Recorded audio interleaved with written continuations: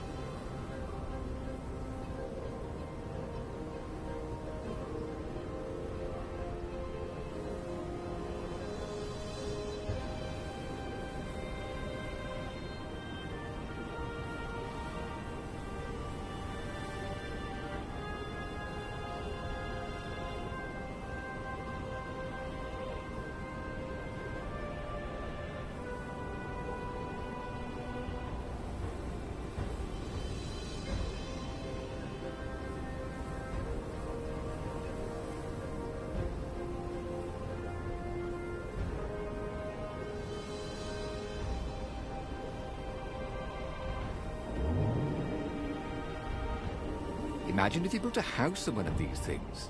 Oh, that would be amazing. It would be like having a boat.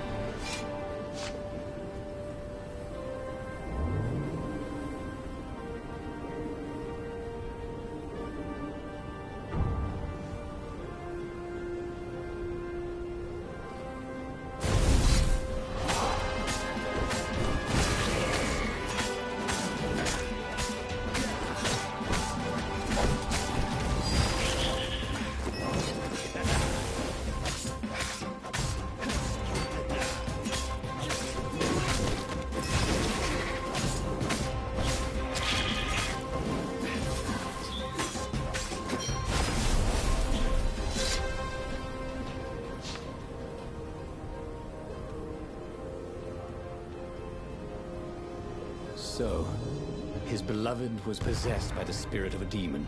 That's what it meant to be a hero. To brave the darkness in your loved one's soul.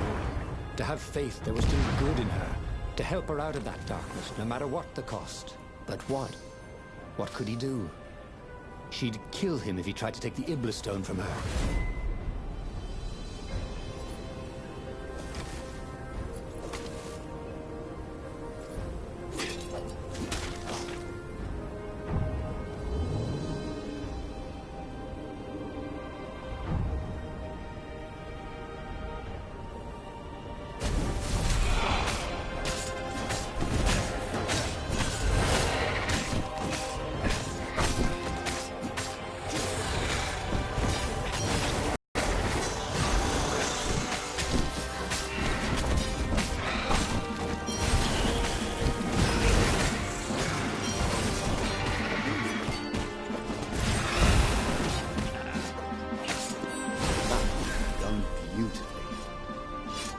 hard when you needed one.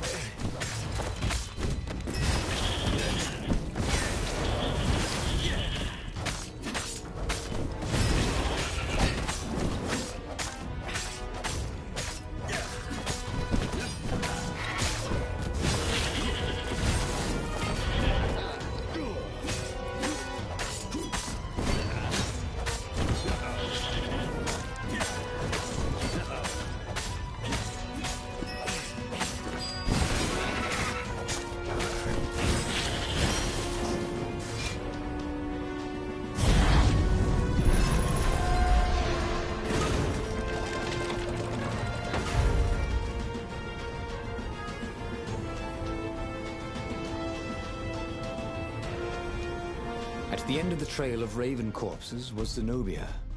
Her father was frantically rigging a strange apparatus wrapped around a glowing core. "Don't do it!" he shouted. "You'll hate yourself in the morning! Stay back!"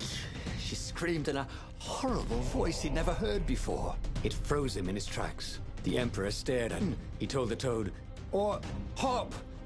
But he didn't manage to voice it, only think it. Zenobia stabbed her blade forward, and His Majesty fell dead. She began laughing hysterically. Or was she weeping? "Just walk away," she laughed at him. "I've no more use for you." There was something he needed to do, but he couldn't figure out what it was. So he did as he was told.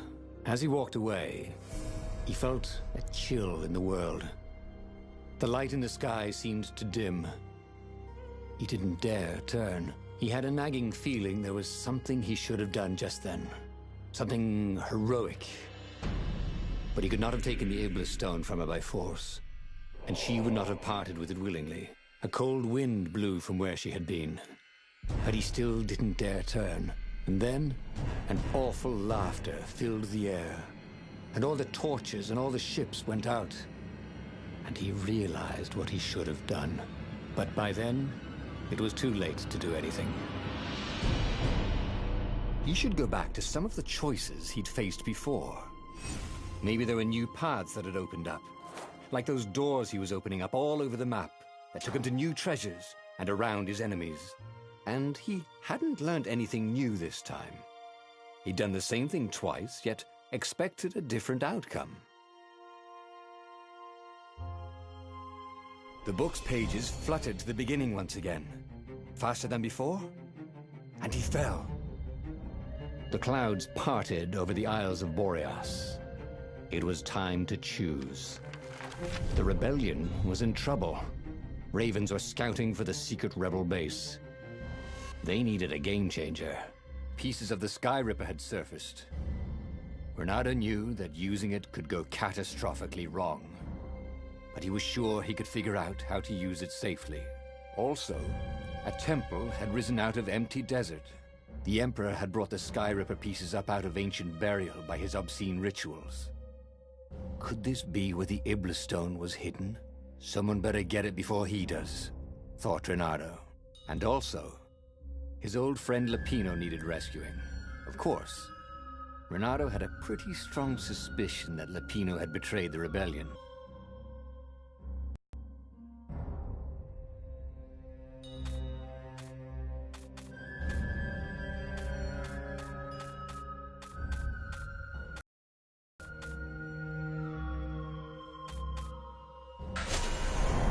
Lapino.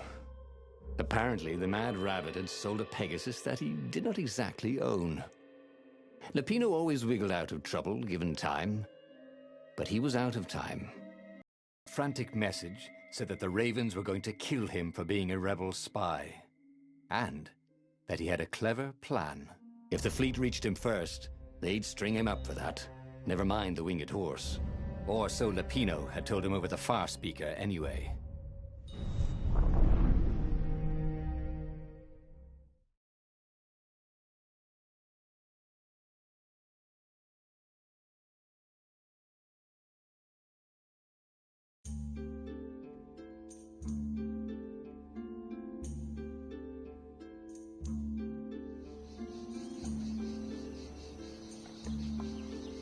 Lapino had apparently managed to confuse the judge by arguing that he hadn't actually stolen the winged horse. He'd only sold it.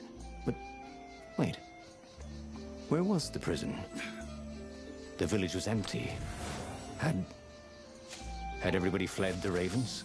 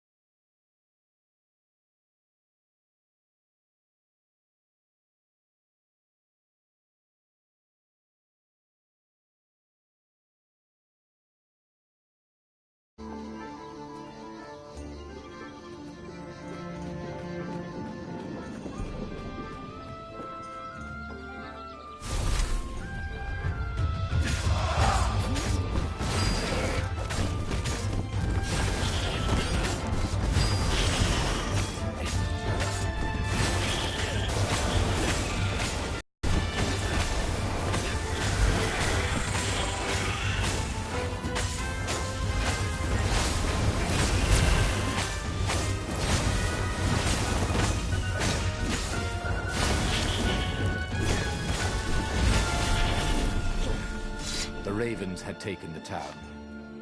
Renato had seen villages empty like this. All the people taken away to be sacrificed in the Emperor's secret rituals. Renato hoped the people were just hiding.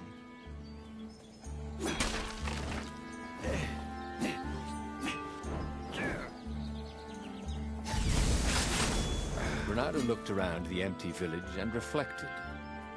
The Sky Ripper had turned out to be far too dangerous to be used. Time to turn to what he knew best.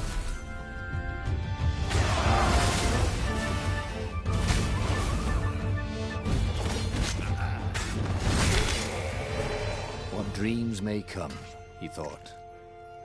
And then he found out.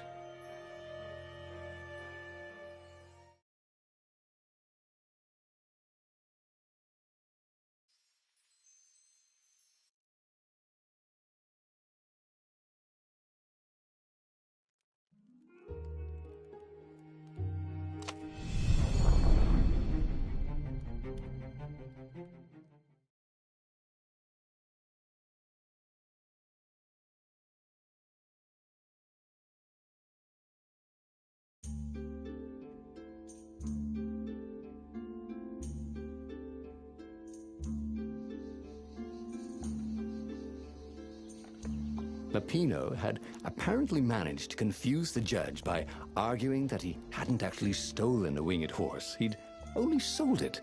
But wait, where was the prison? The village was empty. Had everybody fled the Ravens?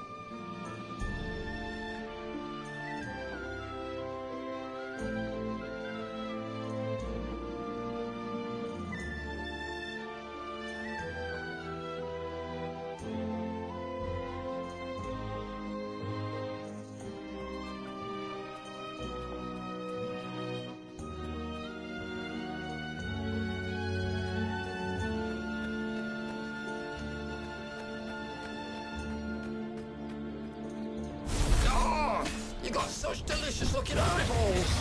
Caught the lead, Raven. Thank you, I think, said Renato. It never hurt to be polite.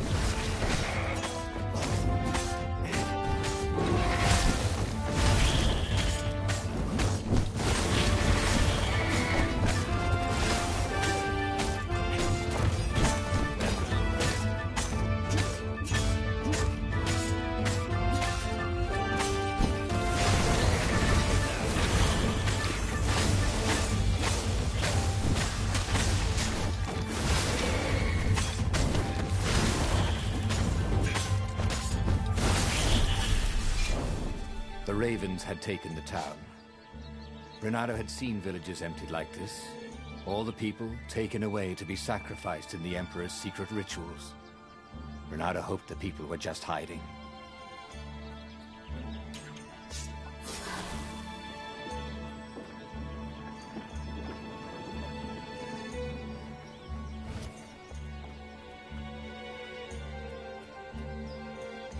Renato looked around the empty village and reflected. The Sky Ripper had turned out to be far too dangerous to be used. Time to turn to what he knew best. How could you convince a firewall you're its friend?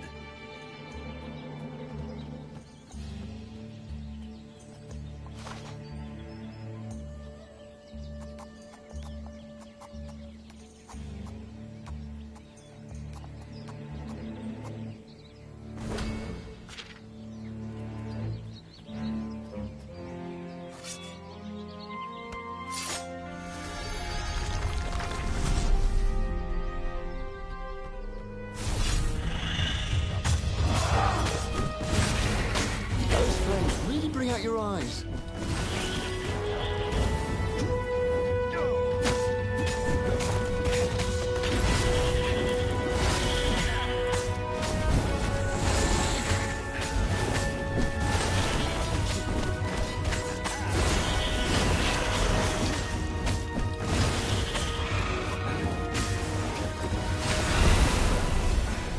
Ravens were landing everywhere.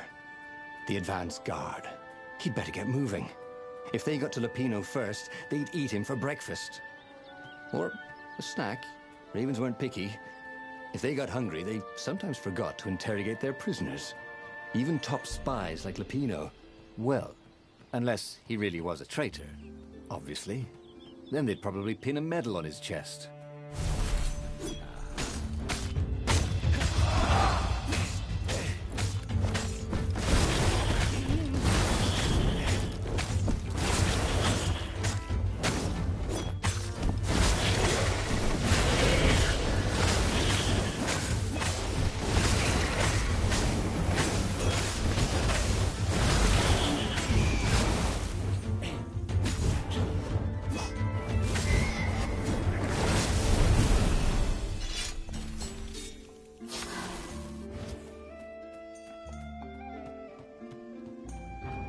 Lupino would betray him. But now Renato knew that. What would Lupino do if he knew that Lupino was going to betray him? Well, he'd concoct some crazy scheme, wouldn't he? That used Lupino's betrayal against him and it would blow up in his face. Maybe instead of thinking this, that would be a first.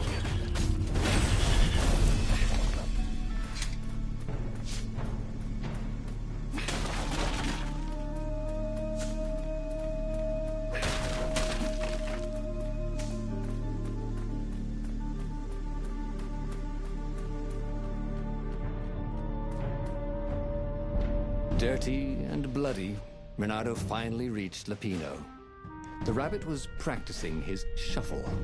Renato recognized the cards. It was Lupino's favorite deck. Oh, I thought you were in danger. I am. The Ravens are coming. Oh, the prison thing. Right, yeah, see, this guard owed me 53 ducats, so we made a deal. They're very reasonable people, actually, for weasels. Now, I got a brilliant plan to kidnap Zenobia. We capture Zenobia, we find out what she knows. And that's the whole war right there. Easy peasy, lemon squeezy. Capture the Emperor's greatest general, who happened to also be a deadly sorcerer, and, oh, His only daughter? That would be worth it. And it would be nice to see her. He'd always had a soft spot for her. And he felt sure she had one for him. On the other hand, he could still get to the core of the Sky Ripper, even if he couldn't get the whole thing. It must have great power.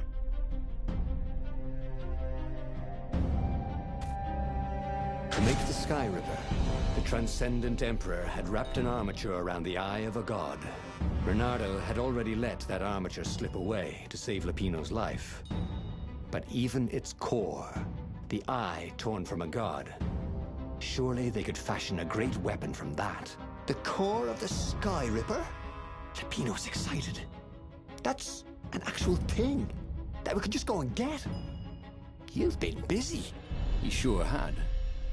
Bernardo told him all the things he'd been up to. Soon they got to talking about old times, about wages they'd won and lost, and scrapes they'd barely got out of. It was good to be back with his friend.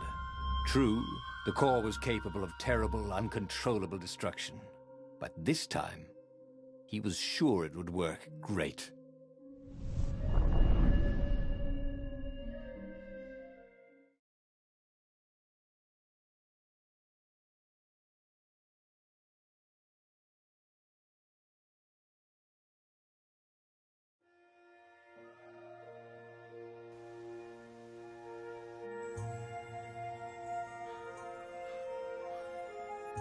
It's beautiful here, thought Bernardo. It was nice to be back with his old war buddy. All right. Lapino was a traitor. But still, it was good company.